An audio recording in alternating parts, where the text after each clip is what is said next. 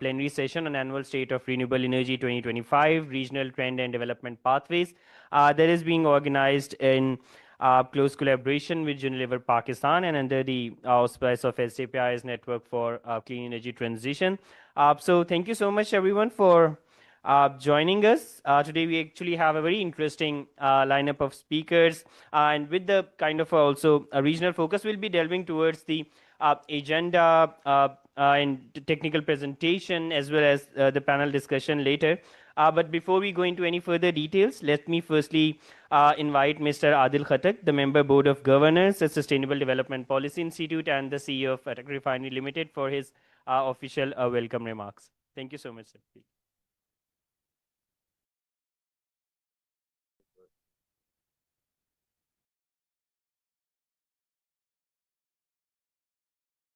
Ladies and gentlemen,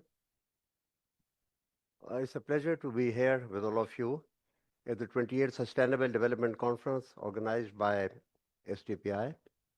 I thank Mr. Soleri and his team for creating this valuable platform to discuss the crucial topic of transitioning to renewable energy and fostering, of course, sustainable growth. The first global stock take at COP28 reminded us that a rapid shift to low-carbon energy systems requires not just ambition, but real action, partnerships, and innovation. In 2024, the world added a record approximately 585 gigawatt of renewable energy capacity, a 15% increase from the previous year. While encouraging this growth remains uneven, particularly across the developing countries that face persistent financial, technical, and regulatory challenges.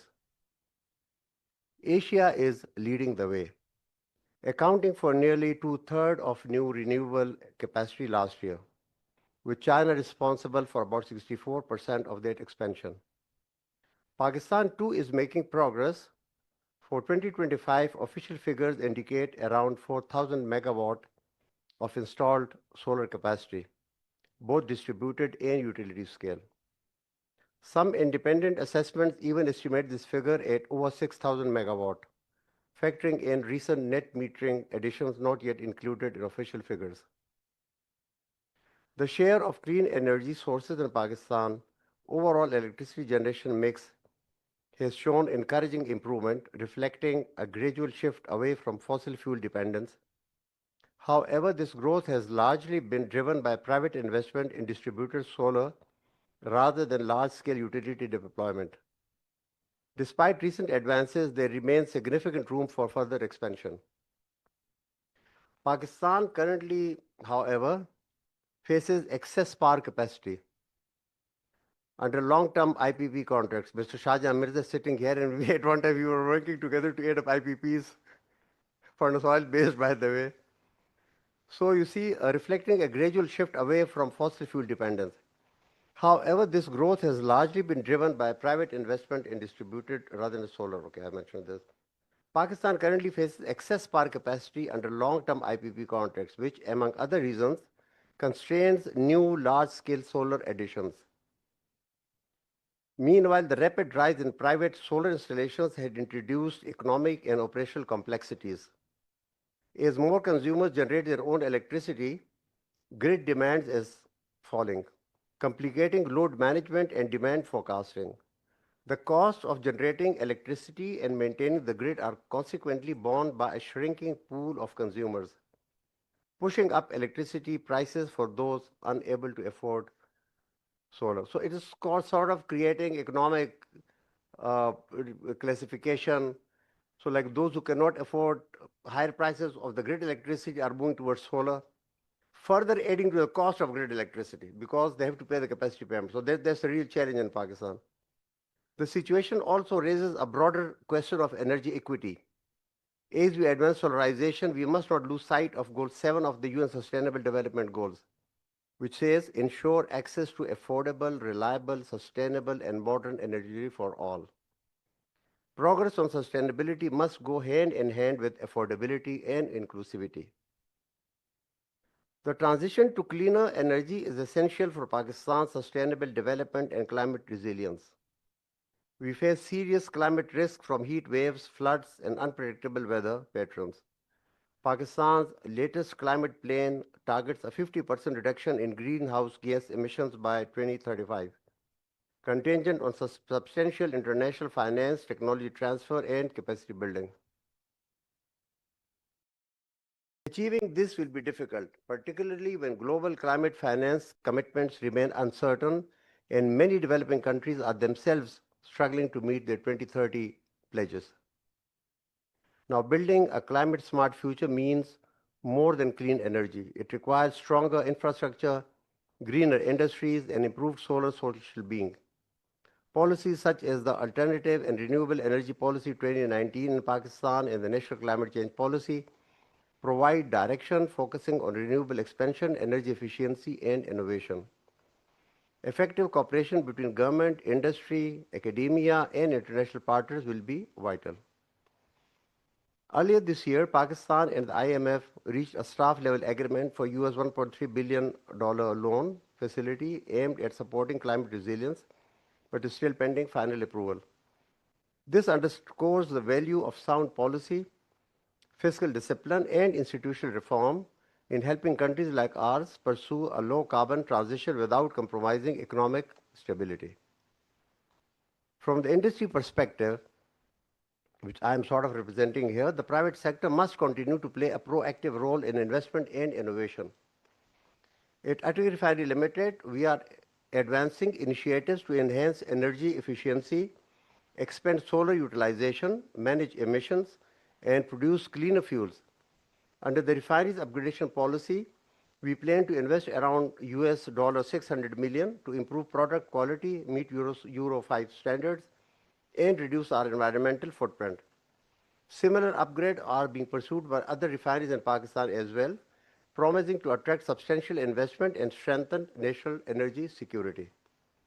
However, the refining policy, which is called Brownfield Upgradation Refinery Policy, still remains a dream, unfortunately. The first draft of the refinery's upgradation policy was prepared in 2019 and finally approved in 2023. So it took almost more than 5 years. Yet implementation has been slow due to continued delay in resolving some taxation issues. Moving forward, coordinated action is essential to close regulatory gaps, unlock new financing mechanisms, and reinforce public-private partnerships. Through consistent, inclusive, and forward-looking solutions, we can build a climate-resilient Pakistan that supports both economic and growth and environmental stewardship. I thank SGPI once again for convening this very important session. Thank you very much, ladies and gentlemen.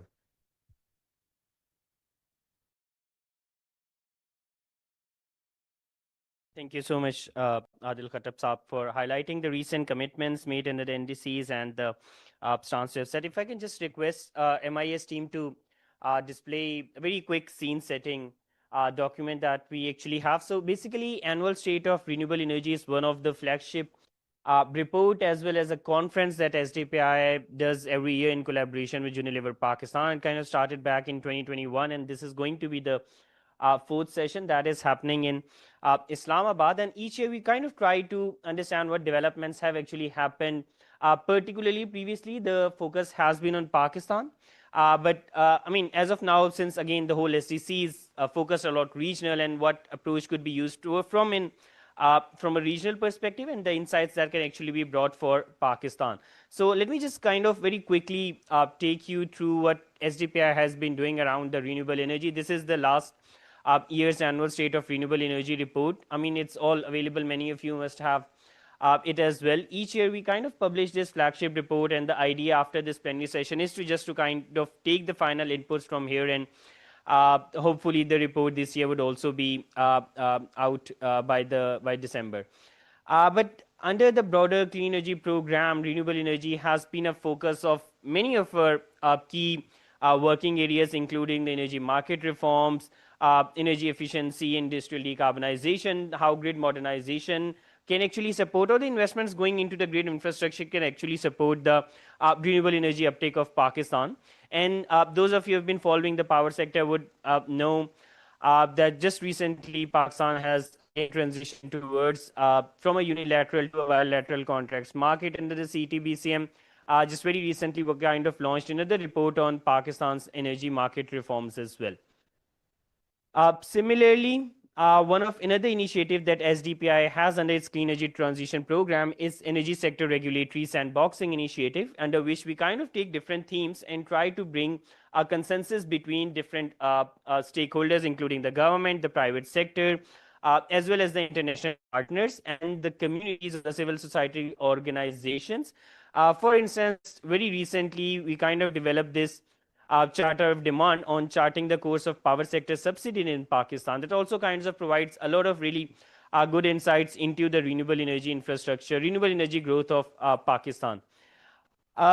Many of again we'll be going a lot into deep dive when we talk about how Pakistan is actually one of these success stories around the renewable energy growth, particularly the solar PV, unprecedented solar PV uptake that we have actually been observing.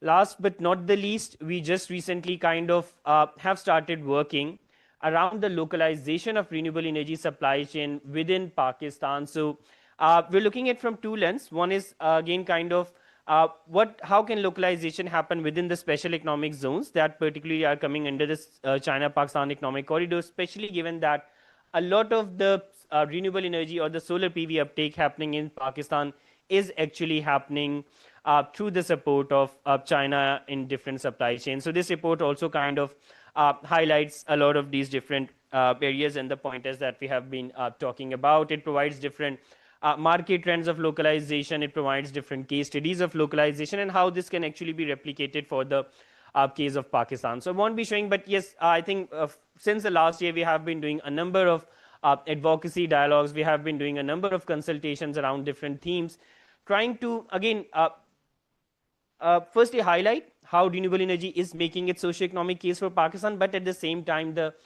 challenges that Pakistan as a country is facing if you look at from whole of a nation approach. So there have been multiple discussions around the economics of renewable energy transition, around the market reforms, around the solar PV growth, even looking into the different kind of these decentralized renewable energy models that again have a potential to upscale the renewable energy. And just kind of entering it with the snapshot of the last annual State of Renewable Energy conference that we did last year. So now coming to just perhaps a few basic data from my end, after which we'll be going towards a technical presentation. We will kind of try to discuss what is the latest trend of energy sector in Pakistan, particularly talking about the renewable energy. So this is where you can kind of see this is the statistics from Pakistan's just recently announced draft indicative generation capacity expansion plan, IGSEP 2025, which kind of shows the percentage that Pakistan is actually getting from different kind of energy sources, including the thermal, renewable energy sources, how much is coming from hydro. So if I talk about the utility scale renewable energy developments in Pakistan, we currently have a combined share of roughly a bit above 18,000 megawatt, of which solar constitutes a big share, wind constitutes the largest share, and towards the very end we have a minute share of bagasse as well. And if you look at kind of, as of 2024, again, this is all utility scale generation. You can also kind of see the increase in renewable energy uptake at the utility scale, which is again almost very, very minimal, just one minute addition that has come in. So again, the point being here that if you look at the renewable energy, I'm not talking currently about, definitely hydro counts that, I'm as of now talking about the non-hydro renewable energy. There has been a limited increase at the utility scale. Definitely, if you look at the overall expansion plan, it's really ambitious and in very support of renewable energy targets for 2035, 2034, 2035. A lot of hydropower is going to come in within Pakistan's energy system. But what exactly and the reason behind, or one of the major trends that Pakistan has actually observed over the last year is the growth in solar PV installation. And this is one of the reasons why Pakistan is currently regarded as one of the, you can kind of call it a success story across the region because of such an enormous and a high scale accelerated solar PV growth that the country has actually observed. So we kind of tried compiling the data from the customs.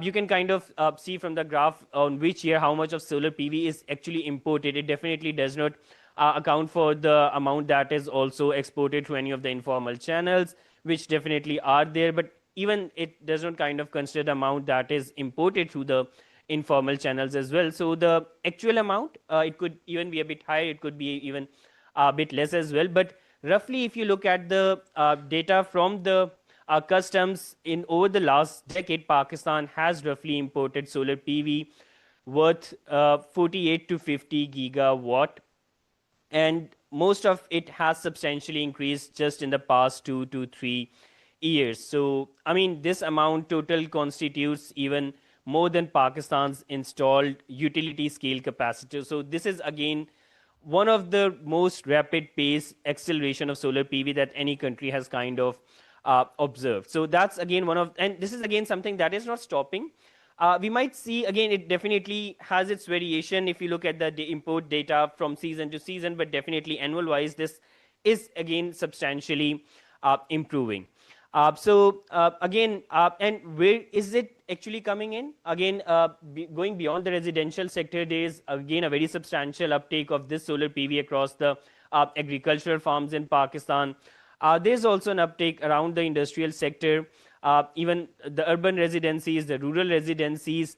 It does speak a bit. We really are currently doing a study around the socioeconomics of this uptake. I think Ahad is here who will be highlighting on this front during the panel discussion. But again, on the paper, it kind of looks a lot. Yes, again, there are some socioeconomic gains out of it, but at the same time, this solar PV has also introduced an array of challenges for the overall operations of the power sector of Pakistan. The reason being that we definitely have what is happening, the way the dynamics are working is as the solar PV uptake is coming in, as it is being utilized by the residential consumers, agriculture consumers, the load that was previously on the national grid or the revenues from for the distribution companies, that is being impacted, and it's kind of is in a circle where more and more people are uh, going from the grid towards decentralized systems, and again the electricity cost for the remaining consumers is eventually increasing. So that's kind of a vicious circle we have gotten sorry into. So that's one of the very main trends that is happening in Pakistan, and we again will be delving down into what's some of the underlying parameters behind this one. So yeah, okay. This is also one of the very interesting graphs that is recently developed from the Ember, and it kind of shows that over the last year, solar PV has now become, I mean, talking about the generation context, solar PV in the year 2025 during the start kind of became Pakistan's second largest source of energy generation. Again, this is not from the NEPRA State of Industry report. This is from the Ember report, and it kind of includes also the generation that is happening at the decentralized scale. So, again, we SDPI doesn't have calculated this. This is kind of just referred directly from the Ember. So, yeah, the next and perhaps something that needs to be discussed during this panel as well is also some of the data that we have also actually tracked is the trend that is coming around the battery energy storage systems, because with the solar PV uptake, there is also very well record the increase that is happening around the battery solar systems as well. This kind of shows the capacity additions through the use of BESS systems. We'll as we go along the power system reforms, we'll look into the recent developments that have happened around the CTBCM and IGSEP. But I'll kind of stop perhaps with this last slide that is on the overall trends that we really have to watch within the renewable energy sector of Pakistan. One we have talked about, there is a very rapid shift from going towards the from the utility scale towards the small scale. Shouldn't be saying just only decentralized, but there is a growing focus on the investment size as well as the consumer size, that they now have to shift from the more utility scale towards the more small scale projects towards a more decentralized generation. Something that again, this is also a bit evidence less, but something that perception that we have been getting over the year from different discussions. I've already talked about the battery energy storage systems.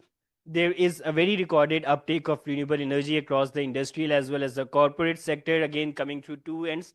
A lot of corporate sectors, particularly the industries in Pakistan, have also went for the renewable energy certificates, and there is has been again a substantial increase in focus of the power sector of using their renewable energy generators and kind of trying to fund them through the use of carbon credits. So they're looking into different finance mechanisms. Definitely, we're observing a lot of challenges linked to it, coming from the perspective of how they can actually bring the additionality into the whole credit generation process. So this is something that is again still tricky, but a lot of the private sector actually wants to uh, take that approach for financing their renewable energy projects. Last thing that we're kind of tracking is how is this renewable energy uptake impacting the socio-economics of the communities living around that. So for example, we actually have this year done two case studies. One is across the Jhimpir region, which is it's kind of a comparative assessment that how are the nearby communities impacted from the installation of a renewable energy such as a such as a wind power plant, and how the communities near the generation facility are impacted uh, through the installation of any of the fossil fuel base, particularly the coal based generation. And we have taken the time period of almost roughly around like 10 years. So asking the communities how they have lifestyles have changed, how their behavior patterns has changed, how their socioeconomics have changed over the last year, without kind of naming the exact project which we are kind of referring to.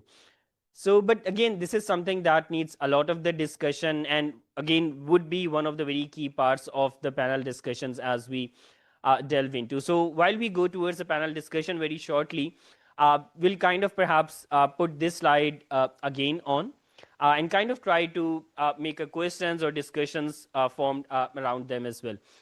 So with this, let me move towards the second part of our presentation. We're very pleased to have with us Mr. Farhan Rana from International Renewable Energy Agency for the technical presentation from their end. But let me just kind of put a disclaimer that the study is not yet out, so no one is to kind of quote those statistics outside of this. So yeah, thank you so much, Farhan. And with this, it's over to you. If I can request the MIS team to please display that slides. Thank you.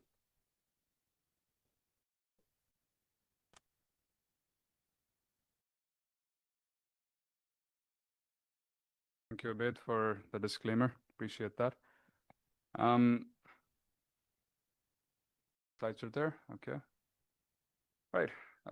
Ladies and gentlemen, distinguished guests, it's great to be here with you all. Let me just start by saying a big thanks to STPI for putting together this really important session and the wider conference. For the last 2 days, it's been quite enlightening to hear from all the experts. And something that's been confirmed for me is that Pakistan's energy transition is truly underway. We've talked about the solar rush. We've yesterday talked about phasing out coal. We've also talked a lot about reforming the policy and governance architecture to accelerate this transition. But one thing that constantly comes up is the issue of access to affordable finance. And this is something that IRENA looks at very closely, and it's what I would like to discuss with you today. But I know we've talked a bit about Pakistan, so I hope it's okay that we zoom out a bit and take a more macro global perspective on this. So since 2018, IRENA has been producing the most comprehensive analysis of renewable energy investments globally. And the 2025 edition of this analysis, which I will present today, expands the coverage to other transition sectors, such as energy efficiency, grids, storage, electric vehicles, and green hydrogen. So with that background in mind, let's get into it. So in 2024, as you can see, global investments in the energy transition reached a record high of 2.4 trillion US dollars. And as you can see, this is more than double the levels that were invested in 2019. So this growth has taken place despite the multiple economic, geopolitical, and health crises that took place during those years. And this is because of strong policy support, continued market momentum, and declining costs of technology. Now, there are different headwinds and tailwinds that each technology faces. So solar PV, we've seen a lot of growth, particularly in countries like Pakistan. The wind sector has stagnated due to permitting issues and issues around grid bottlenecks, particularly in Europe. We've seen that grids are not expanding fast enough to keep up with the rapid rise in generation capacity. More than 1,600 gigawatts of renewable energy projects are still stuck in connection queues globally. We've seen electric vehicles record strong growth, but it's actually been lower than many expected. And the green hydrogen sector has faced significant financial difficulties. The strongest growth has actually been in battery storage because of the expected demand with the expected rollout of AI and data centers. Investors are putting a lot of capital behind this technology. So as you can see, there are different dynamics at play, but there are two common denominators across all these technologies. The first is that China and developed economies in Europe and North America, these are the primary hubs for innovation, for deployment, for value creation and investment. So that means that there is a significant disparity because other countries remain quite underfunded, and that's something we'll get into more detail later. The second common denominator is that investments in none of these technologies are enough to reach our global climate goals. Annual investments in renewable power need to more than double from current levels to $1.4 trillion between 2024 and 2030. Meanwhile, investments in energy efficiency need to grow by 7.5 times. We also need a lot more investment in grids, in storage, and in charging infrastructure. So if you look at the same time at fossil fuel investments, these have been rising since 2020. But positively, the growth in renewable power, grids, and storage, these three technologies which are essential to meeting the global pledge to triple renewable energy capacity by 2030, these are rising much faster. And in 2024, they exceeded fossil fuel investments for the first time. In fact, as Mr. Kharak mentioned, renewables are breaking records every year. Last year, the world invested more than $800 billion in renewables and added more capacity than any other year in history. And as I mentioned, this is because of continued policy support, strong market momentum, and declining technology costs. Now, there have been significant policy cutbacks in certain countries. There has been what I know in the theme of this conference is called disorder. But despite that, we see investments continue to grow and the outlook remains quite positive. One of the things that earlier speakers have mentioned is the boom of household-led funding for decentralized solar systems, particularly in countries like Brazil, in Pakistan, and many parts of Africa. And so Pakistan, as it's been mentioned, has been one of the largest importers of Chinese solar modules in the last 2-3 years. And here you can see the most of the deployment has actually happened in solar and wind energy last year. Now, if you look at the regional breakdown, you can see China remains a global leader, making up 44% of investments in 2024. This is followed by Europe and North America and Oceania. But if you look closely at Asia and you exclude China from this region has actually seen the highest increase between 2024, and we compared it with the average of 2022 and 2023. So the share increased from 8% to 12%, which actually translates to an absolute amount of $40 billion. So investments increased by $40 billion. And as I said, that's the highest increase in both absolute and relative terms among all the regions. And this growth has been primarily led by Pakistan, which saw about $16 billion invested in 2024, according to Bloomberg estimates. At the same time, you can see that regions like Sub-Saharan Africa remain quite underinvested. They only get 2% of global investments. And there is a significant electricity access gap there. More than 600 million people are still without electricity. So these are gaps that we really need to close quite urgently. And here you can see the concentration of investments is leading to this regional imbalance in deployment. Now, if you look at where these investments are coming from, you can see that Sub-Saharan Africa is the only region that relies more on international capital than domestic resources. No other region has this characteristic. If you look at China, 99% of investments actually came from domestic sources. But if you go back to the least developed countries, they rely on almost 80% of their investments from international sources. We took a look at emerging markets and developing economies, and we took the G20 developing economies out of it. And what we saw was that there was also a reliance on international capital. They attract about 1/3 of their investments from international sources. But what we saw was Pakistan was the leading country in terms of mobilizing its domestic sources for renewable energy investments over the last few years. And that mobilization has happened without any support from the international community, because this is all mostly, as was mentioned, private sector led and household led. So what we're calling for, because as you know, and as it's been mentioned, until the domestic context evolves, particularly because the reason we see this breakdown of international versus domestic investments is because a lot of countries, developing countries, domestic financial resources are just limited. Fiscal bandwidth is quite tight, cost of capital is quite high, and private investors are very reluctant to go into these markets. The risk return profile sometimes just does not add up for them, and we see a lot of underinvestment. So until the domestic context evolves, particularly if we want to fund more utility scale projects and more grids, until it evolves, the international community needs to play a much larger role. And that means countries like China, European Union, USA, and multilateral and bilateral bodies, they need to play a much larger role, particularly in the form of finance. But this has to be the right kind of finance. We don't just need more money, we need the right kind of money that does not exacerbate debt vulnerabilities. And so that would mean more concessional financing, more concessional loans, more grants, and better risk mitigation instruments that do not exacerbate sovereign debt. And so with that in mind, IRENA, among additional policy recommendations on supply chains, NDCs, expanding workforce skills and diversity, and investing more in infrastructure and system operation, we call for more international collaboration on finance.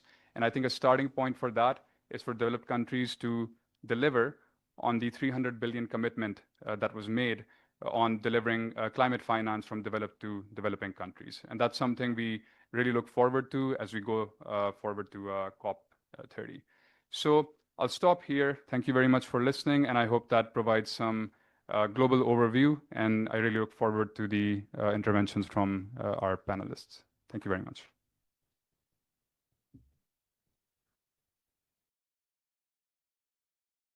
Yes, thank you, Farhan. And I think with this, let's move towards the panel discussion. Let me invite our respected panelists on the stage, Engineer Ahad Nazir. He's currently the head of Center for Private Sector Engagement at STPI.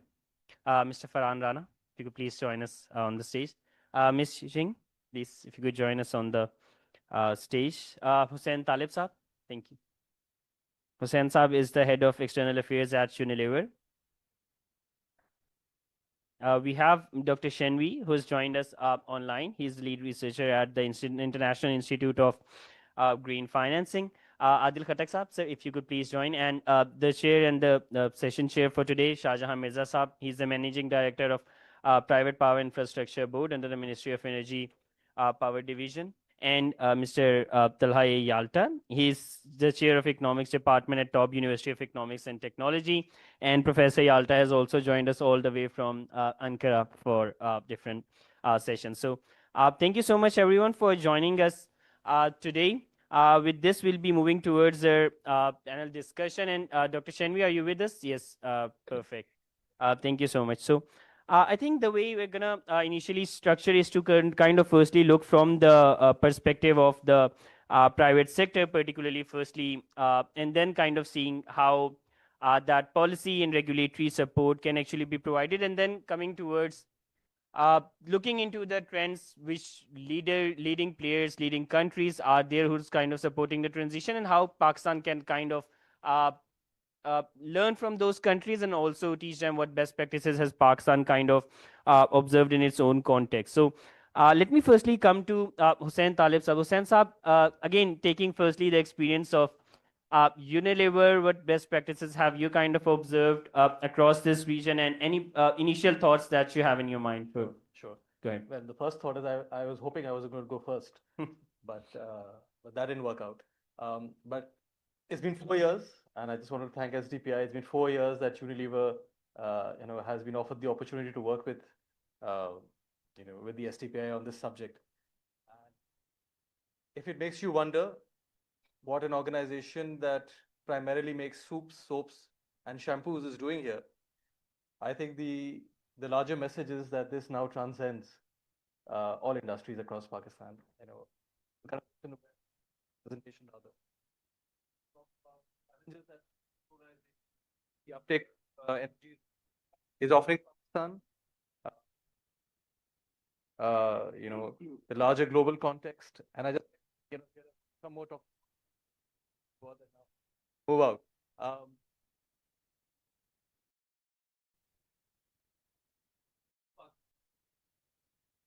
Energy transition, clean energy, would not have happened without the government of Pakistan stepping up, right?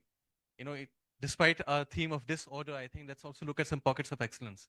In terms of our own journey, it started with a leverage financing from the State Bank of Pakistan, 26 million USD loan that came in without which our solarization journey would not have started. Why? Despite us being Unilever, despite us having perhaps deeper pockets than many, there was no business case at that point in time. And that is only because of the government of Pakistan and the state bank stepping up that we managed to kick off that journey. This was about 5 years ago. Since then, following that initial seed investment, to put it in one perspective, we are now at a 92% clean energy across our supply chain, and a reduction of 94% in our emissions across a baseline of 2015. What does that mean? What does that mean for Pakistan? Does it mean that now we're moving away completely from the grid? Not necessarily, right?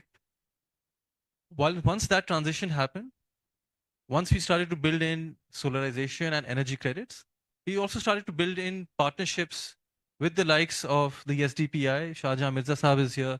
He's been, key towards helping us with the National Coalition and on clean energy transition.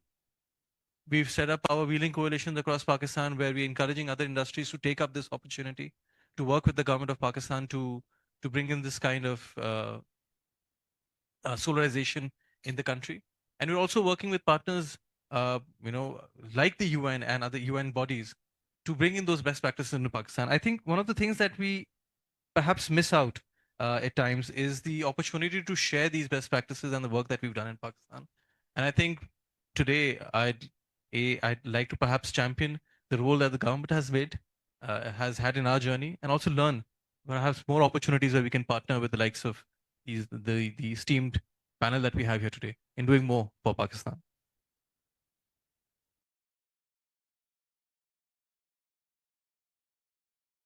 Yes, thank you so much, Hussain Saab. So yeah, I think let me kind of just take this question to see what other countries have also been doing. And with this, let me come to Ms.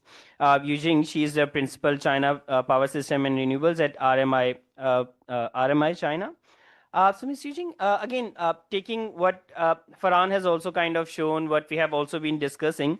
I mean, as countries like Pakistan seeks to transition to renewable energy, they do face a lot of significant barriers such as financing. There are some regulatory challenges as well. So, what do you think are the most critical obstacles that Pakistan must overcome to accelerate its energy transition? If you can kind of name any of the strategies or frameworks that can be employed to address those barriers effectively, and perhaps try to ensure a much more smoother transition towards these renewable energy systems. I mean, if you could also kind of highlight based on your learnings from the different regions as well. So, yeah.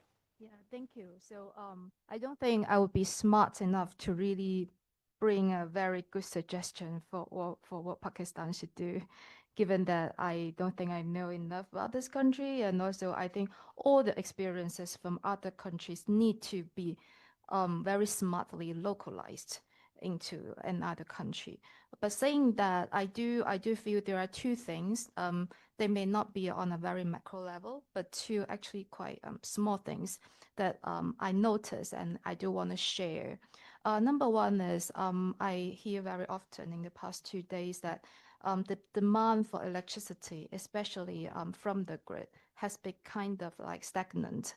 So that's why it brings challenge for adding new renewables. This is actually very true. And like I said yesterday in China, why we build so much renewables is because the demand is still increasing. The cake is getting bigger and bigger. So everyone can get a slice from it. Both renewable and coal, everyone's enjoying a bigger market. But when the cake is not really getting bigger, what I observe in China and also other countries is that it's always easier to start with the new load. I mean, we are still building new factories. We are still building new industrial zones. It is always easier to ask the newcomers to do something with higher standard. And this has been what China has been doing regarding power market reforms, power regulation reforms, etc. So I think this will be could be something that we can think about to start with the new loads. And the second thing is I think this is actually a very good time and a very, I would say, a safe time to adopt a large scale of renewables. I mean,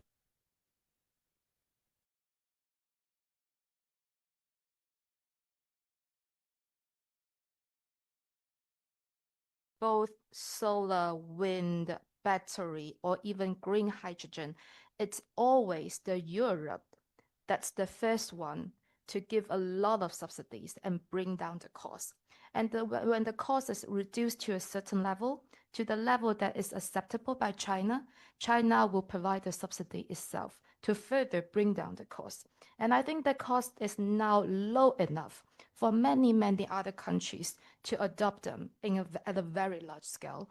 And the good thing about renewable is it's not as risky as the imported coal power plants we talk about, because the cost is almost like more than 90% of all the costs will happen at the beginning, the capex.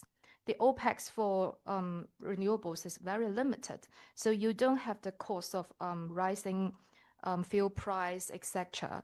So in that case, I do think having a long-term, a multi-year PPA with a power cost that's based on LCOE of renewables, and also making sure that this generation will be dispatched first, will enhance investors' confidence into coming to this market. And also, I think the other thing is, like I mentioned, renewable is already very cheap. So it will bring down the generation cost anyway. And then the saving from that generation cost may actually be used to compensate the operating plants. This is something similar to what China's been doing, like the capacity payment I mentioned yesterday. When we are asking some of the operating coal power plants to generate less, we are actually compensate them through capacity market. And this is achievable because the generation cost is already brought down by renewables. So you have the room to spend some money to the coal power plants for their capacity. So yeah, these are the 2 points I want to Perfect. Thank share. you so much, Ms. Yujing. So yeah, I think just talking about the role of China, that has been extremely critical, even if we're talking about the context of Pakistan, because the transition that we have actually seen also owes a lot to the China as well. But yes, going from Yujing to, let me come to Dr. Shenvi. Dr. Shenvi is one of the lead researcher at the International Institute of Green Finance. If Umair, if you could kindly pin Dr. Shenvi. Dr. Shenvi, talking about the role of China, particularly how China is kind of enabling the energy transition, enabling the renewable energy deployment across Asia. If you can kind of highlight your perspectives, what have been some of the recent developments in that context based upon your recent study as well. So yes, Dr. Shenvi, over to you. Thank you, Bart. Thank you for inviting me for this important session. Yes, I think China, the name of China has been mentioned several times already, and we talked about, China takes the largest share of new addition of renewable capacities in the past few years. About 70% of the over 70% of the new additions are actually from China, and also this is mainly based on Chinese technology supremacy in almost every segment of renewable energy sectors, including solar, wind, hydrogen, and battery, and so on. So this kind of technology capacities do have a spillover effect at a global level, and particularly in Asia. I think we at IIGF we recently established a new database to looking at Chinese overseas investment in renewable energy sectors, and we try to track the Chinese activities in the past 3 years after 2022. Here is more or less like the result. It's like we noted there are over 334 projects going on after 2022 regarding Chinese renewable energy investment across the region, and that the total installed capacity of these over 300 projects is about 160 megawatts. And so, which means that if all these projects that are implemented, there will be a significant boost for the prospect of renewable energy transition across the region. And there are kind of two features. First is that the investment is really spreading out into different technology sectors. And I think solar accounts for about 50% of these projects, about 160, 170. And wind is about 22% of the project. And then hydropower is about 15.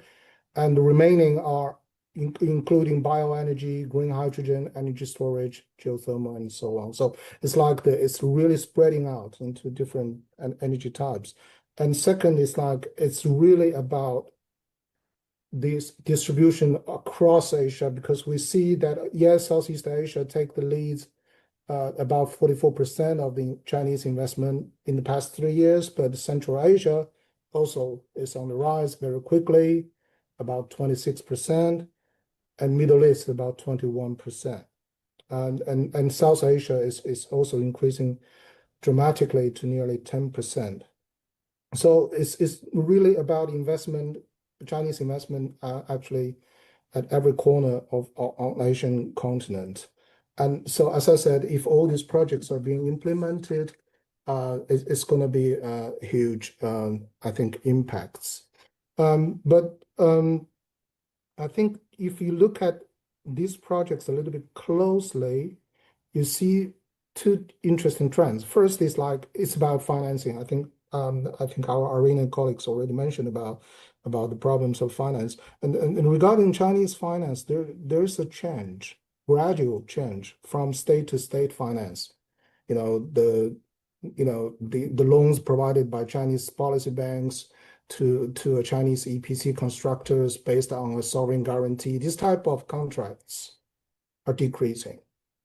All right, we see more blended finance contracts in the past few years, and we see also it's more or less like endorsing a recent reports from Boston University is that the Chinese banks are doing now more or less like from state to state loans to peer, this kind of support to support local DFIs to have a more active role in working with MDBs, including AIB and so on, to avoid kind of a single large project loans and to have this more type of portfolio-based, this type of involvement. So that's basically the change we noted in terms of finance and also in terms of equity investment, because previously we know Chinese companies are very good at EPC, very good at constructions and so on. But nowadays, at least in Asia, they are very active equity investors as well.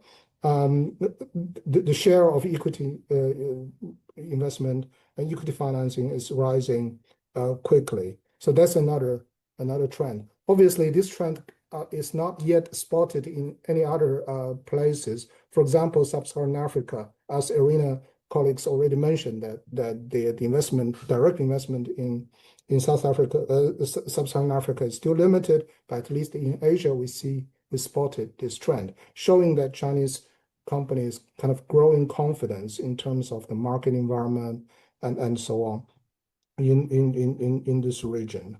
So if you want to ask, okay, what more the Chinese companies or Chinese actors can do, I think from your previous excellent presentations, I think from three aspects. First is like the Chinese role in transmission systems, because most of the research activities and investments are focusing on power generations, renewable projects, and solar, wind, and geothermal, and so on. But I think the one of the common problems in most of the Asian countries and probably in the global South is how to strengthening the transmission systems.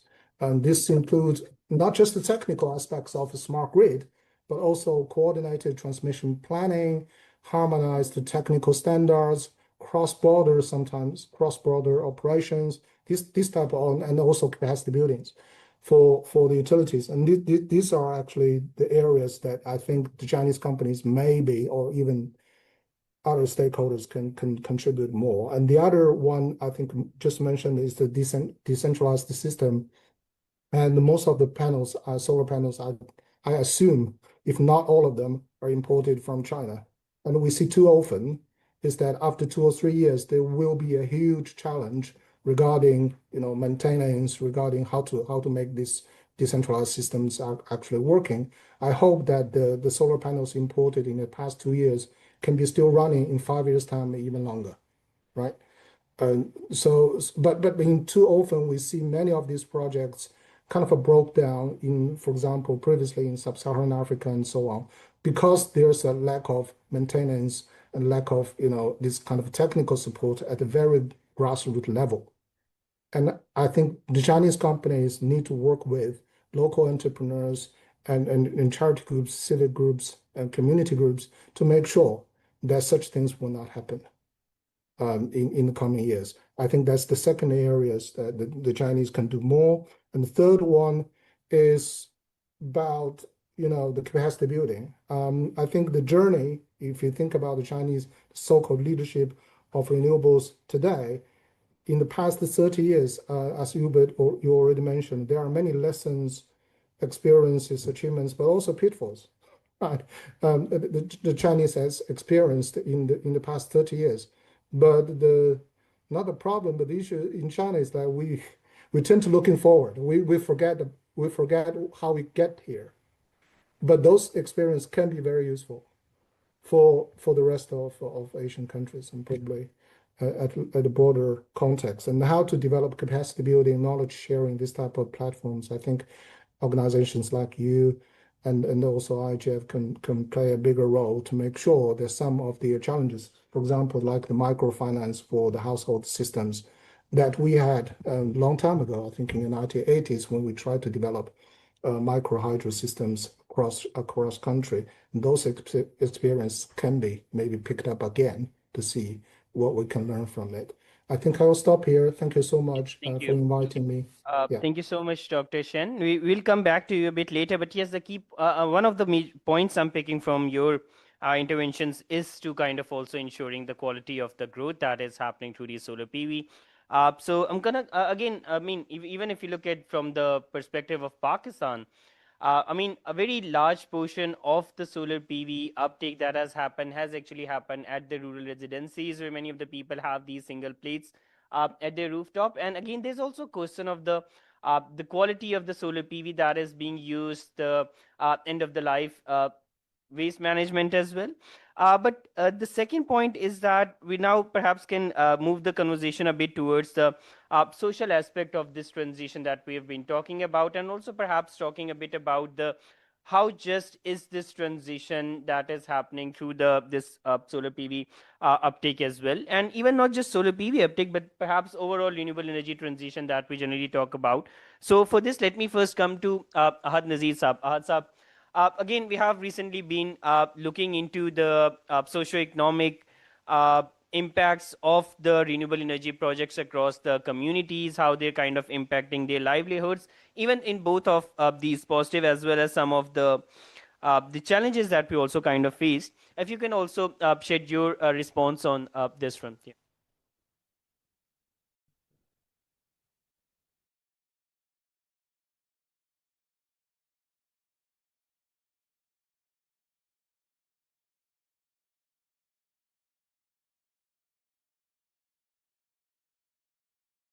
Thank you, Ved. So we were recently, I think in late August and September, we were in Thatta. We were looking, just like Ved explained before, we were looking at the community upgradation due to these renewable projects, and simultaneously looking at what type of community upgradation has taken place in the fossil fuel power plants. So there is a marked difference, although the report isn't out yet. But I think this is something that is primarily one of the initial findings, that those areas were totally not developed at all. At the moment, there are a lot of issues with regards to even the capacity building of the community. Like, for example, there has not been, there are only some informal jobs created. Like, for example, if one of the turbines is placed on my area, which is my ownership, then I get, I think, 34,000 rupees rent. Instead of rent, they call it salary, because I'm also responsible for safekeeping of that turbine there. So this is probably, and this was very suitable for the telecommunication towers, because that was a different domain, but they are using the same tariff structure for wind turbines, which I believe is not true. Another finding that came from the developer side, those who have developed the wind power plants, was that they were told that there is no population there. So I think this is very interesting, that in the initial feasibilities, which I also was privy to, because I was part of the EPC team that was developing the first wind power plant in Pakistan. So we were told that there is no population in that area in Jimpir, where the initial power plants were to be placed, and we were told that there are only some nomad tribes that come and come for a very limited period of time, and they have been shifting their place for quite a while over the century. But later on, because I stayed there for almost 5.5, 6 years, I found out that there were people that were actually settled there, and we had a chance of visiting many of the villages there as well. I think in terms of social services, service delivery, I think the primary concern that we had was the lack of health facilities. So there is only one BHU in the whole of the Jimpir, in all whole of the wind corridor in the Jimpir region. Of course, the Jimpir city is slightly developed. They have a THQ as well, but that part, which is almost I think I don't remember the actual acreage, but I think it's a very wide area. The corridor has a potential of more than 50 gigawatts, so you can estimate the type of size of that area.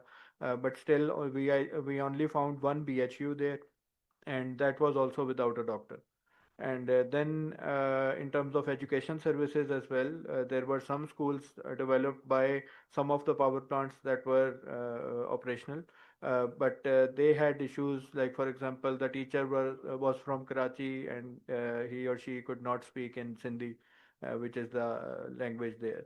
So these are some of the aspects, I think, that both the government and the private sector should look at, in terms of the creating that contract at the start, that if they, even if they have to use their CSR funds, it should be positioned in the right direction. Perfect. Thank you so much, Ahad Saab. So yes, just again taking this lead, this point and moving towards the what economic models or frameworks can we actually have if we are to, or how we can actually empower the economically empower the communities as well. Firstly, let me come to Professor Yalta. He has actually worked a lot around the trade-offs and different kind of economic models that have actually been used in other countries, particularly around this point. So, Professor Yalta, again, firstly, from your perspective, how do you think Pakistan can kind of make this balance that we have been discussing recently? So, yes, over to you. Thank you. Okay, thank you. Um, um, so, as you know, we economists create models to explain everything, the costs of and the benefits of everything for the private actors as well as the society. And for energy also, of course, we have models. We have models like levelized cost of energy, which basically looks at the cost of generating energy over the lifetime of a asset. But also we have like broader models such as integrated assessment models, which take into account other things such as environmental impact and other things. And whenever, when we create these models, they of course end up being used in the policy making and lead the way forward. But of course, we are always making it simpler and generalizing with these models. And whenever we don't take into account something, we just call it an externality. So this is important because in energy, especially in renewable energy, externalities are huge, and some of them are like not new, not known, and some of them are not discussed. So the good thing is the common sense. The common sense actually prevails here, so that we see success stories such as Turkey and Pakistan, where renewable energies are really adopted fairly quickly, which is the way to go. And everybody agrees, understands it, because the human mind can actually understand the externalities better. When we create these models, sometimes people say, okay, this is too basic. This doesn't take into account everything, and we always disagree with it. But good models, of course, take into account everything. So I think energy, especially renewable energy, is one of those sectors we have to think more carefully about, like the full impact of it, and then create maybe newer models with computational tools, and with more data we have now, we can now better assess the real impact and real costs and benefits of it. So I'll just, we are of course still in the process of, we need to develop these models for the future policymaking. But I'll just mention some of the things. I'm sure the energy experts here already know these things, but the general population doesn't always appreciate or doesn't know about these things all the time. But especially with when we talk about energy, renewable energy, we immediately think about how it reduces our energy import dependency, especially for countries like Pakistan and Turkey, and also shock resistance to exchange rates and oil prices. That is, of course, big. And then clean and sustainable economy and environment. These are all the three things that usually we think about first, but there are other things. For example, I think one of the more important ones is green energy has a low entry barrier for production. For the traditional, fuels, you need like huge investments, oil refineries. We're talking about pipelines. But now with the green energy, you can talk about like small and medium enterprises contributing. So it is like easier for domestic production capacity. Everybody can produce something. And then, of course, it is easy for economic participation. So that's a big, I think, very big thing to think about when making policies. This is one of the main reasons we should be developing and promoting this. Another one is, well, green jobs. Green jobs are, for example, more resistant to AI and other shocks like heavy industry, because especially the medium level jobs such as installation, upkeeping, maintenance, these are protected from like recent changes in the jobs which are destroyed by AI and other robotic and other technological advances. So that is a big thing to as an asset, for the future. If you want to protect the jobs, you have to educate the population and then lead them toward this type of sectors which are more future resistant, future proof. Another one is, of course, this again with the green jobs. We are talking about like people such as solar engineers and then digital, forecasting needs, and then electrification. And these are the types of jobs that in the future lead to more digitalization and more digital economy, more higher quality human resources instead of like the traditional. So this is another maybe plus side we should be talking about. Another one is disasters.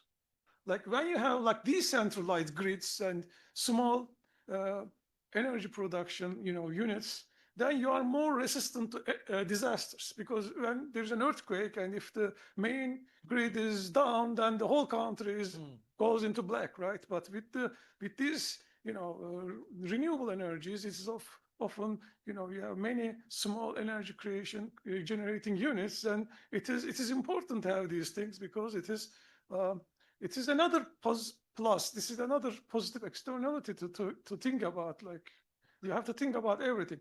And maybe one more thing is, for example, when we talk about health benefits, we always think about clean air, but these projects are often used for soil regeneration, soil restoration, because then that the area that you're investing these solar panels and wind turbines are usually they are installed together, and the soil beneath it over time is restored, and then you can shift the generating part and then reuse the land for other productive things. So these are all the things that I think we should be thinking about in the economic models for the future, not just the traditional economic models. And I think when we have this type of mindset, then we will be better able to appreciate and understand the real benefits and the real costs of opportunity costs of not having these energy investments. Thank you. Thank you. Thank you so much, Professor Yalta. And I believe very using that, again, building upon what Dr. Yalta has also mentioned, I mean, in your perspective, any policies or strategies that can be implemented to make sure that Pakistan's shift to renewable supports economic development while also meeting the environmental and the energy security goals that we have been talking about? Given that it's already quite late and I don't want everyone to wait too long for their dinner, I'll be very quick. I think the first thing, actually, the lesson or the experience from many other countries is that when you are pursuing sustainability, do not compromise on availability and affordability. Because I think availability and affordability of electricity is actually the foundation or the root for social and economic benefits for the whole society. I mean, I don't want to call Germany a bad example, but I mean their electricity cost does rise a lot. I mean, of course, building renewable is not the major reason, but it's one of the very important reason. And this could be affordable by some of the developed countries. But this model, I don't think it should be replicated in many developing countries. So this is the first thing. The second thing I would say is do not just be a consumer of the green products.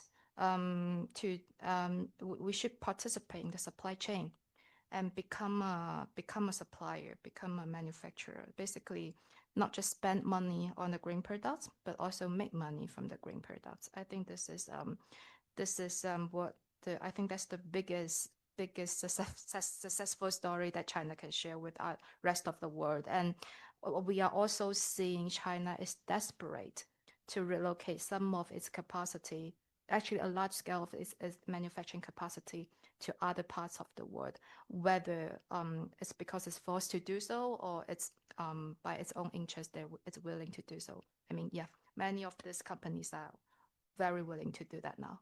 Perfect. Thank you, Ms. Eugene. So yeah, just before going to the panel, Chair, if I can request every panelist to just kind of take 1 minute and let us know their any key recommendations they would like to kind of pitch from this platform, kind of looking into the overall trend that the country as a whole is kind of facing. So perhaps starting from the very leftmost side, Ahad sir, over to you. Uh, I think we basically need to have a look at the overall hypothesis behind all energy generation. The basic hypothesis is that when the generation goes up, the GDP also goes up, but in the case of Pakistan, it is not the case. So why is it not the case? Because most of the electricity consumption is non-productive. Our industrial consumption is very low. And most of this solar PV that is coming in is also going into that domestic consumption and commercial partly. I think that is somewhat problematic, and I'd just like to fill in for Fazan Saab. And I think the battery energy storage system, probably that is where the rules and regulations for that should be accordingly developed. And we need to know exactly what will be more feasible, whether we go for battery storage at the unit level or the feeder level or the substation level or the grid level. So I think these are some of the things that we really need to consider going forward for this clean energy transition. Thank you. Thank you. Ji, Hussain sir, over to you, please. Thank you. Well, so, we in the past we've spoken about but I think now there's also time to be a little more pragmatic and look at options such as a mixture between the CTBCM and net metering policies. I know like Unilever and similar organizations with stringent net zero targets would be keen to work with SOEs or IPPs which have renewable energy installations already, to invest in them, increase their generation capacity, and use that extra capacity to offset our own power needs.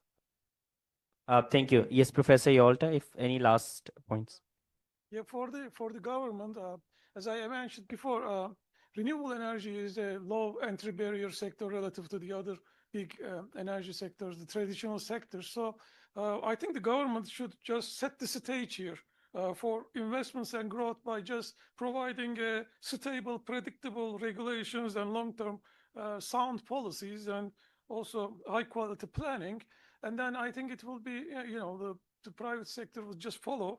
I think one of the few more important things is, first of all, you have to secure the access to raw materials such as lithium, cobalt, and nickel especially for the domestic sector, because these are rare earth minerals and they are needed for this type of investments. So once you do that, and once you prepare the useful framework for it, I think it's going to be much easier for the private sector. As we have already seen, we see that the green energy sector is booming all around the world.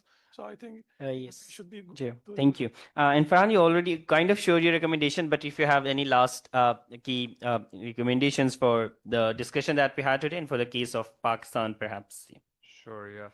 I think I'd just like to reiterate the point that Eugene made. It's come up a few times over the course of the last 2 days. When I look at Chinese investment abroad in clean tech manufacturing in particular, it's going to countries like Indonesia, Morocco, Egypt. We've discussed a bit before that Bangladesh has also seen a battery factory come online. And so when I look at this set of countries, I also think, why not Pakistan? Yeah. And I think that's something that the government and the private sector should take quite seriously, because as the energy transition is taking place globally, Pakistan can play a key role, not just as a technology consumer, but as a technology provider. And this has wider benefits in terms of limiting dependency on oil imports, but also generating more export revenues and then using those revenues to invest in wider socioeconomic development in the country. Thank you. Thank you. Dr. Shen, if you have any last interventions from your end. Thank you so much. I think we're at a critical time. We see a very thriving pipelines of Chinese projects across Asia, and in Pakistan, I think we have dozens of projects that are planned. But the thing is that it's not about megawatts, how many megawatts or how many dollars of investments coming, but how the Chinese investment can help Pakistan to develop a kind of an integrated system that balancing centralized and decentralized system, and that balancing between various technologies, between fossil fuels and renewables, and balancing between regional and the national policies. So that's what I think the both parties, both sides need to consider, rather than just talking about whether we need another project or not. And basically, I think we already mentioned that currently the industrial usages of electricity in Pakistan is about 25%. So will it remain to be 25% in the next 5 years or 10 years? That's going to have a huge impact about future scenarios of energy pathways in Pakistan. And it is about integrating between energy policy and industrial policies. So if you want to envy in Indonesia, they have a kind of a booming industrial sectors that having about 25% of GDP growth in the past 5 years in certain islands when their industrial zones are actually developed. Where are those zones in Pakistan that can sustain a tremendous boost of energy system? Probably that's the areas we need to explore together. Yeah. Thank you so much, Dr. Shen. I think this brings us to the panel chair. Shahjahan Saab, thank you so much for being with us today. I believe has been again a bit of, I mean, the renewable energy sector, the power sector. Adil Saab will be coming to you after him again for the final vote of thanks, so you can again come. So, sir, you have again fully understanding that renewable energy sector is a challenging area in Pakistan, but definitely owing to the support and the work done by the government, Pakistan has actually is currently regarded as one of the success stories. But we'll come to you how the government wants to kind of take this forward. Any key areas that you would like organizations such as RMI, IDENA, STPI to kind of come with any of the evidence that can kind of support you, any kind of interventions that you need from the or support you need from the private sector that they should kind of come in. And with this, sir, it's over to you. Thank you. Thank you very much, STPI and the sponsor of this event. This seems a great event, and thank you, Ved, for inviting. I don't think it's time to make very long speech, so I'll try to focus on a few points which I think are important in this context. I think we have seen a very informative report on Pakistan industry, renewable energy from Ubaid, and then very informative international statistics from Farhan. So I'll not dwell much upon that information which has already been given. But going forward, I think there are few changes from 2024 and 2025. Now we are towards the end of the 2025. One thing I think it's notable that the net metering capacity has exceeded 6.4 gigawatt. When I speak, it is 30th September 2025 number. So that means the addition is coming more and more. And as we say that this is a revolution, silent revolution of solar energy. And we have seen the very large number of imports of solar panel in Pakistan in the last 4 or 5 years. So even if 25% of these panels is installed, so what we are saying that about 10,000 to 12,000 megawatt of off-grid solar PV has been installed. So this put on Pakistan on the global map as probably, particularly in the Asia, as a leading country, basically, in terms of percentage of renewable energy. Because if I take only grid, that is about 8%, which is grid connected solar and wind, then we have 30% hydro. But if we even exclude hydro, and I take this number of 6.4 gigawatt, which is about 12% of our installed capacity, and if I further look at next, that if it is 10,000 megawatt, so we are already about 47% in terms of installed capacity. Of course, one can argue that because solar is not really base load. So if we are talking about 1 gigawatt, that means probably we are talking about generation of 200 megawatts. So, but again, in terms of real numbers, by end of June 2025, in the our grid last 1 year, the clean energy was over 51%. So that is I think a big number which we need to look at. Second thing is, I think in terms of challenges for Pakistan, before that, actually, where we have gone wrong. Dr. Shin mentioned actually the industrial growth. I think we have gone terribly wrong in terms of our planning and in terms of our implementation. What I usually say then when we started this CPAC in 2012 and 13 and 14, we were witnessing shortage of about 12 hours, even in Islamabad, 1 hour off and 1 hour on. So that was the state of affairs we started. And at that time, we planned that we'll have 7 special economic zone under the CPAC. Unfortunately, none of them is functional.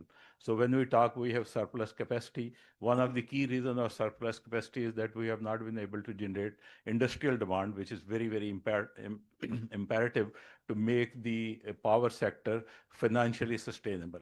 Because we have over 51% domestic consumer electricity. So that means there we're subsidizing these consumers.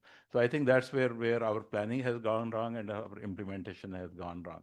In this context, one good thing which has happened over the last few years, and this time I think a lot of work has been done, and the indicative generation expansion plan for next 10 years, 2025, 2035 has been submitted to NEPRA. And again, I think in terms of renewable energy, in terms of clean energy, very strong point is that we don't have any thermal power plant in the next 10 years. Some of the coal plants which were there that have been abandoned.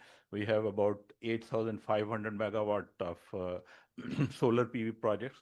Now, I think this is a debate whether this should come to grid connected or we leave it to the distributed generation. But out of 19,000 megawatt, 8,500 is the solar PV, around 1,500 is the wind power projects, and again about 2,500 is the battery energy storage. So now we are moving actually to a comprehensive plan where we exactly know that where we want to reach in next 10 years. But what I say and I feel, I think more than generation, Pakistan's bigger challenge is the grid, which we have heard Farhan that this is actually not only Pakistan.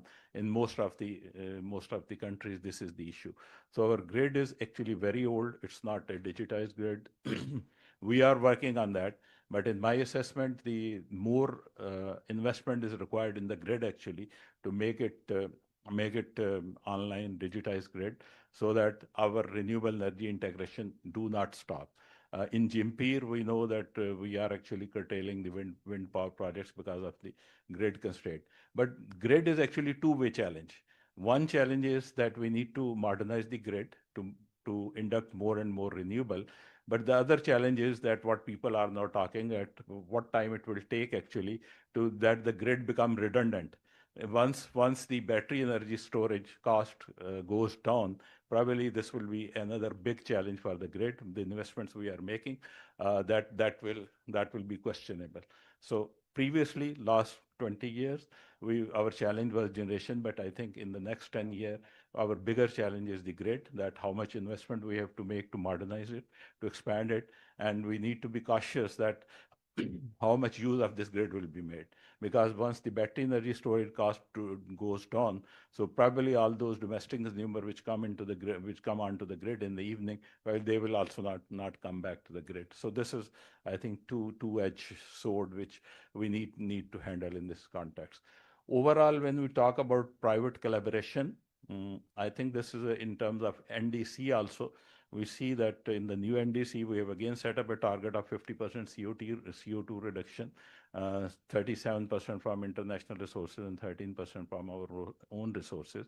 But in terms of previous NDCs too, I think we have exceeded the target of CO2 reduction by installing so much renewable PV, even without any foreign financing. We have seen that most of this solar PV has been installed through the local financing, which has reduced quite a lot the carbon footprint of Pakistan. So I think these are the things where private sector is already working. We're trying to engage more and more into the private sector when we say about the modernization and grid. We are trying to bring in more private sector into the transmission lines now. We have only done one transmission line in Pakistan in the private sector under CPAC, which is again big investment of about 1.6 billion US dollar. But we're trying to bring in more transmission line through the private sector so that private sector could invest into the modernization and expansion on the grid. The SCADA system, which is the digitized system, we are trying to bring in as soon as possible. It is under implementation. We are planning actually to bring in the private sector through a public-private partnership model we're working on to digitization of the distribution system, which is smart metering, or which is we call AMI, automatic metering infrastructure. So that is, I think, will be a big step actually to control the theft and the line losses and improve the recoveries of the sector. So a lot is being done, and I think now, previously probably we were doing the planning without public consultation, but now at least I would say that has much improved. The IGCEP is with NEPRA. They will do the public hearing very soon on that and get input from the stakeholders. They have asked for stakeholder input in writing. So these are the few things I think we need to concentrate upon. In terms of environmental and social, I think what is being told in the paper, that is actually probably different on the ground, what Ahad was saying, and I have actually heard this in many discussions, that whatever was planned actually in terms of CSR and in terms of community development program in these projects, that have not been fully implemented. As I recall, in our hydropower projects, we have big component of community development program, which we strictly monitor. But in terms of wind and solar project, probably that area to some extent has been neglected. We need to focus on that. But again, the problem is that in terms of our constitution and devolution, the environment is now a provincial subject. So there are provincial environmental protection agencies. They do work that, but again, it's feeling that probably they're not performing to the level they should be doing in terms of monitoring those plans under which these environmental studies and environmental projects were approved. So I think this is generally where the government is heading. The focus is on the reduction of the tariff also. We have seen the affordability and reliability. Both are the key factors in terms of power supply. So you people might have seen that we're trying to use the excess capacity by giving incentive to the industries and commercial, that agriculture, that if they use more than what they have been using in the last 2 years, so that will be around 22 rupees. So that is one incentive we are giving. We are quite constrained because we are in the IMF program. We wanted to do more actually to reduce the prices of the energy, but we have to take IMF on board for any such step so that the power sector revenues are not compromised and the government revenues are not compromised. So this is the generally overall plan where we're heading. So I stop here, and if there are any questions, Thank you. Thank you so much, sir. This has been extremely useful interventions. And before taking a question, let me come for the note of thanks side from Adil Khatak Saab. So if you'd like to say any last words. Well, I must say it has been a very interesting session for me personally, quite a learning also. And we have such a diverse panelists here. So we have talked almost covered about all the issues, starting from social impact and the finances. And the professor rightly pointed out that it's more common sense, which really pushing it up. And of course, Mirza Saab and the lady from China for sharing Chinese experiences with us. Actually, I was intent because I'm basically a fossil fuel guy. I'm not a renewable person. But renewable energy has been very close to my heart. So as a CSR sort of initiative of our own oil industry, we have been working a lot, quite a bit, on these renewables, not only renewable energy. Like we have a policy that every roof should have a solar system on top of it. So we are always looking around for spaces to be occupied with solar. Then in our Atak group, when we talk about the Atak group, so we have put about 20 megawatt at Atak cement for about 45 years, 44, 5 years back. And then we have, of course, the National Refinery in Karachi and Atak Petroleum with all the retail outlets. They have solar system over there. Actually, I thought I would be probably sharing my thoughts about what went wrong in the last 70 years in the energy sector, but Shahjahan Mirza Saab is so honestly already owned all those wrong clearing everything. So I don't need to mention these over and over again. But I remember the times, when I was an engineering student, almost 70% was coming from hydel. That's basically a renewable. And then we went a big way into thermal, and at that time, solar was not even known. So hydel, we neglected that terribly bad. Then gas, we misused natural gas, whatever we had available, putting our CNG stations everywhere, and then again stopping them. And as Mirza Saab mentioned, I very much remember the times when there was 12 plus load shedding hours, even in places Islamabad. But now look at, we have surplus of electricity, 40,000 plus installed capacity, and still in the rural areas, we are having more than 12 hours of load shedding. Not because of non-availability, because the discos have failed to recover the revenues from that. So to stop, like in the tribal territories of Pakistan, at times we used to have a law that if a bird is fired from a village, the whole village would be punished. So that used to be called FCR law, I think. So the same thing is being applied in the rural areas of Pakistan. Even if you are a very honest payer for the energy you're consuming, you still have to undergo through that load shedding. So the terrible things are still happening. But I'm glad that at least we have now gone into solar in a big way. But as rightly mentioned, wish it would have been more for the industrial consumers. So as the professor mentioned, common sense, a common man in Pakistan, when the grid electricity becomes so expensive, solar is much cheaper. Even if he doesn't have the battery back available, still is happy with the solar rather than with a normal disco connection.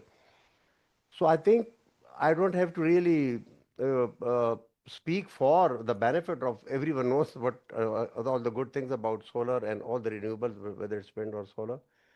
But we must learn from our past mistake, as Mirza Saab mentioned. And there's so many other things to do, like cutting on the losses, the thefts, and all that. And we should be prepared to give up these old plants, whether it's part of the grid systems or the old power plants. Of course, one finds it difficult to sort of declare redundant, and already as I said, but that's a reality which you must accept. Because if you want to make real good use of solar system, then we have to prepare to all these sort of disruptive measures. That's all I wanted to say. Thank you very much. Thank you. Thank you so much, Saab. And thank you so much, everyone, for joining us today. This kind of concludes the third day as well as the session for us. If I can just kindly request the panelists to please come at the front for a group photo, and if the photographers can kind of come in. And also, Sarim, Aisha, if you could please join us, and rest of the team as well, please.